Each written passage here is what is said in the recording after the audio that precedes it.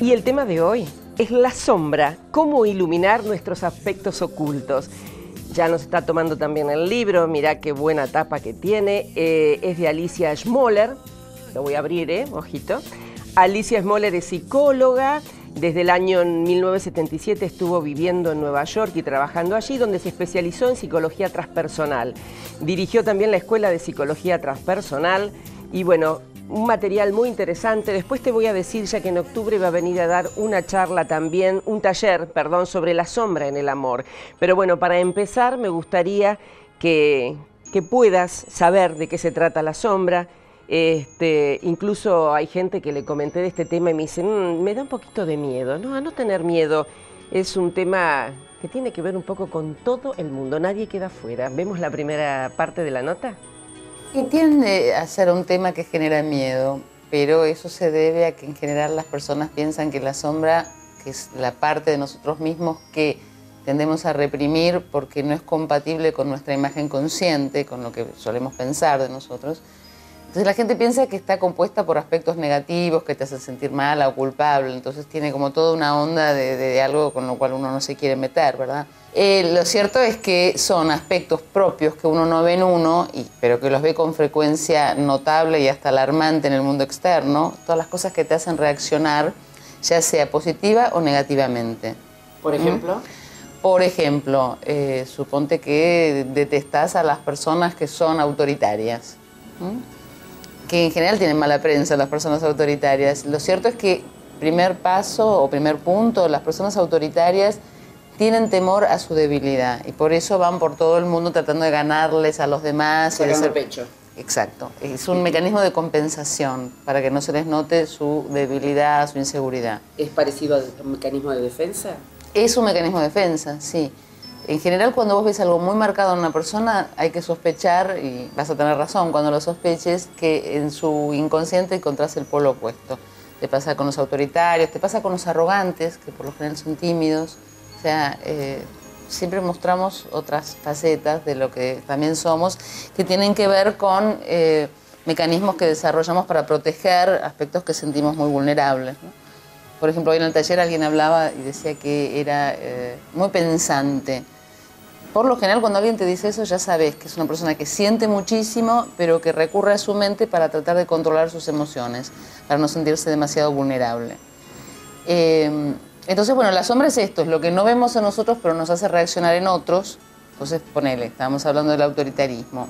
Si a vos te vuelven loca, mal, te hacen reaccionar las personas autoritarias, en general tenemos que ver, para que vos puedas expandir tu conciencia y tener acceso a los aspectos tuyos con los cuales habitualmente no te vinculás, sino solo a través del reflejo en el afuera, entonces es ver qué pasa con tu propia sensación de tener poder o no, con tu impotencia, con tu sometimiento, y en última instancia explorar para qué haces eso, porque son estrategias que uno emplea muchas veces. Ponerle la persona muy complaciente, que siempre hace todo lo que los demás quieren, y que en el fondo es una manera de tratar de lograr que los demás hagan lo que ella quiere, o de que la quieran. Lo que pasa es que no sale de manera directa. Entonces me pongo una máscara de que yo soy tan buena y quiero a todo el mundo y hago todo lo que los demás quieren, pero en el fondo hay una insatisfacción importante, y eso es lo que la persona necesita rescatar para estar más entera y más satisfecha consigo. ¿Y cuál sería el aspecto oculto, entonces, de cada uno? Bueno, cada persona varía, cada uno de nosotros oculta ciertos aspectos que siente y teme que no le van a generar ni aprobación ni afecto. Ajá. Ahora, ¿Se puede hablar de aspectos positivos o negativos?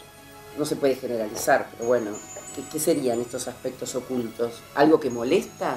Sí, todo lo que sentimos que no podemos aceptar porque no encaja con nuestra imagen y porque creemos que nos va a generar rechazo en los demás. Entonces, ¿qué pasa? Cuando yo veo una característica que yo tengo y la veo afuera, empiezo a luchar con esa característica. ¿Por qué? Porque no quiero que exista, no lo soporté dentro mío y lo voy a perseguir en otros, como si yo no la tuviera. De hecho, la tengo. ¿Sí? En más o en menos, pero está. Sí, en más o en menos, ponele.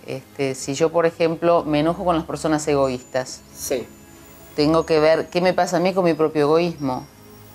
Ah, clarito. Sí. Ahora sí, ahora sí. Ahora, es difícil darse cuenta. A menos que uno Sí. lo ponga arriba de la mesa como lo estás haciendo vos ahora, ¿no? Es difícil porque en realidad vivimos en una sociedad donde lo que se valora excesivamente son las apariencias. Entonces uno tiene que ser de un aspecto físico determinado, tenés que ser siempre buena, complaciente, obediente, no ser demasiado asertiva, no ser una serie de cosas que en cada cultura o en cada familia son diferentes, pero que marcan de alguna manera o te estereotipan. Y animarte a mostrar las cosas que no lucen, que no le lucen al ego, ¿sí?